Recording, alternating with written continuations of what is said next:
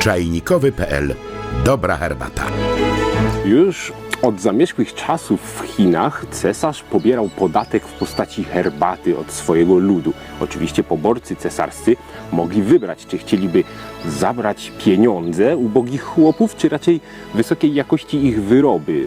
No właśnie płody rolne między innymi, w tym herbatę. No siłą rzeczy każdemu, kto uprawiał herbatę, zależało, żeby cesarz wybrał herbatę, a nie pieniądze, ponieważ wychodziło taniej po prostu. Stąd, kiedy się udała wyjątkowo dobra herbata, albo doskalano w ogóle produkcję herbaty, żeby zrobić niewielką ilość, ale wyjątkowo smacznej, chowano ją i oczekiwano poborców cesarskich po to, żeby pochwalić się wyjątkowym produktem, żeby ci wybrali jednak herbatę. I ta herbata nazywana była herbatą żółtą, jako tą cesarską, zarezerwowaną na okoliczność przybycia poborcy, ponieważ żółty kolor był kolorem cesarza. No i oczywiście nie była to żółta herbata w rozumieniu takim jak dzisiaj, czyli nie był to ten proces produkcji, jaki herbata przechodzi, żeby zostać herbatą żółtą. Była to ogólna nazwa wysokiej jakości herbaty, ale początek właśnie herbaty żółtej sięga tych czasów. Obecnie metoda wytwarzania żółtej herbaty została odtworzona na nowo, ponieważ zaginęła w półmroce dziejów i nie wiadomo do końca, czy tak się ją robiło jak teraz. Wzorujemy się na wszelkich źródłach, legendach, historiach, źródłach pisanych, znaleziskach archeologicznych, ale stuprocentowej pewności nie ma.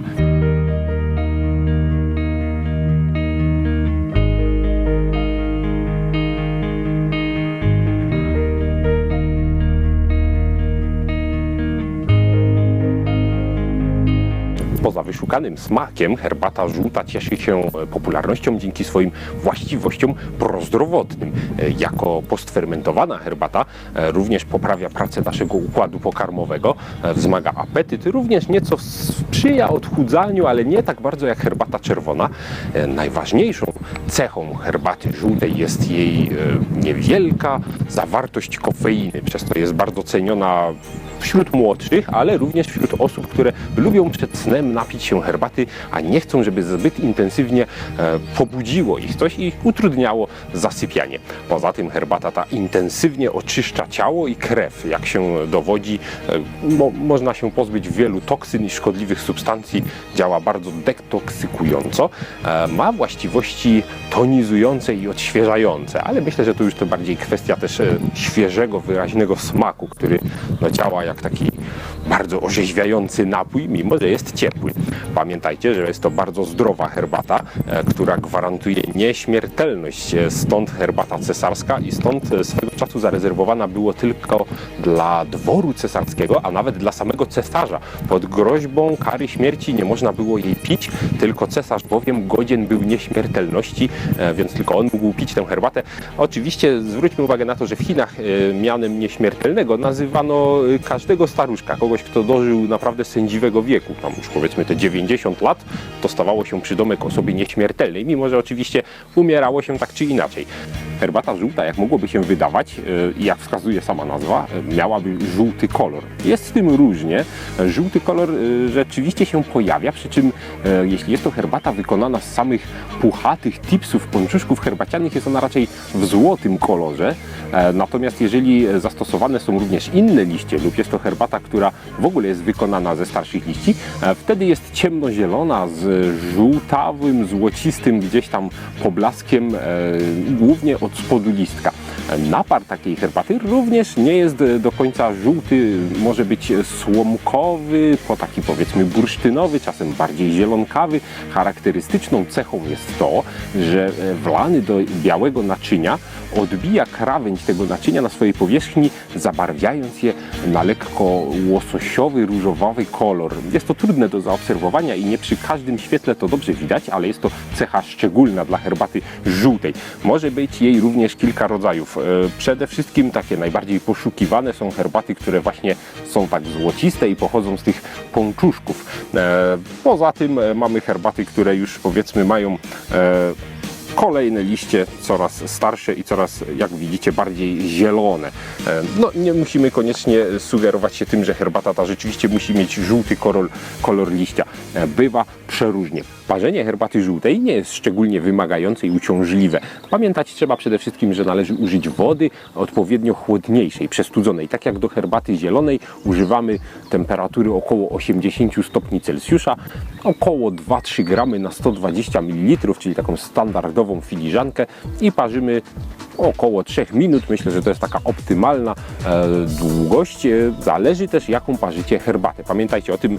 Ja przywiozłem tutaj dla Was dzisiaj kekecze, huangxiao i huangdacha i to są takie liściowe herbaty, no kekecza już z pączkami, ale jeżeli macie na przykład herbatę żółtą z samych pączków, pamiętajcie, że trzeba potraktować ją odrobinę łagodniej.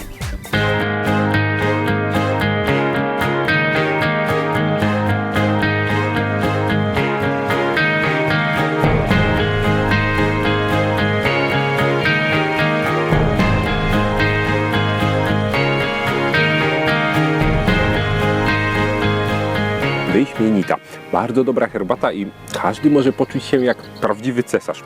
Orzeźwiająca, lekko zmienia się smak w czasie picia. Na początku jest taka łagodniejsza, nieco roślinna, a na koniec pojawia się wyraźniejsza nuta. Już po przełknięciu taki charakterystyczny aftertaste, bardzo oleiście wypełniający usta, ze słodyczą trochę charakterystyczną dla herbat czerwonych, ale nie do końca. Herbata z żółtą wyróżnia proces produkcji na tle innych herbat. Wielu nie chciałoby nawet tworzyć osobnej kategorii i gatunku dla niej, ale ja raczej przychylam się do tej opinii, żeby była herbata żółta jako taka, a nie zaliczana do białych lub zielonych, jak niektórzy by chcieli. Jest to herbata kiszona. To niestety wprowadza troszeczkę nas w błąd, ponieważ od razu myślimy o kiszonej kapuście, taką jak znamy u nas, a pamiętajmy, że jest również herbata kiszona właśnie w ten sam sposób, jako narodowa potrawa na przykład w Birmie, gdzie no faktycznie herbatę się kisi, aż jest kwaśna i przypomina coś do sałatki. Tymczasem w przypadku herbaty żółtej jest to postfermentacja, która zachodzi wskutek wysokiej temperatury i wilgoci, ale nie doprowadza do skwaśnienia tej herbaty. Tak jak w przypadku herbaty zielonej, zniszczone zostają na początku enzymy, które występują w liściach i które prowadzą do fermentacji, która z kolei prowadzi do zmiany koloru liścia. Te enzymy zniszczone sprawiają, że herbata zielona nie zmienia koloru i pozostaje zielona. I kiedy taką herbatę odpowiednio podgrzejemy na parze i szczelnie zawiniemy w papier lub w bardzo gęstą tkaninę, lekko uciśniemy i taką ugniecioną pozostawimy na kilka dni, w niej zaczynają zachodzić różne reakcje chemiczne, które no właśnie można najprościej porównać do kiszenia.